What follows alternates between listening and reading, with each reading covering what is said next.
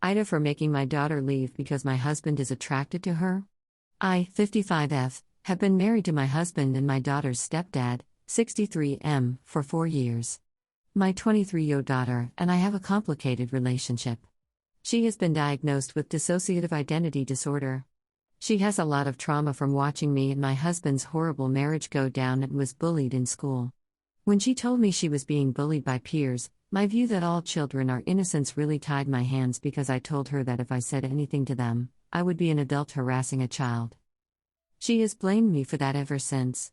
And keeps referring to this one time where the kids at school called her trash due to the fact that she wasn't taking care of her hygiene due to depression. Not all, of my response was telling her to take a shower, and I bought her new clothes. The bullying finally ended with an expulsion and a suspension for the ringleaders. She still throws the fact that a school clinic volunteer told her that if she was their kid she'd have permission to punch back if administrators didn't do anything. I thought that having her live with me while she finishes school and gets a job would help heal some childhood wounds of my second husband, and I modeled a healthy relationship. However, my daughter now doesn't get along with my husband. She is a very introverted, creative person who likes immersing herself in escapism.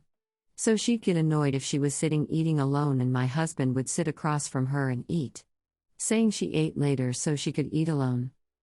However, my husband started acting distant from me and my daughter complained that his eyes lingered for too long.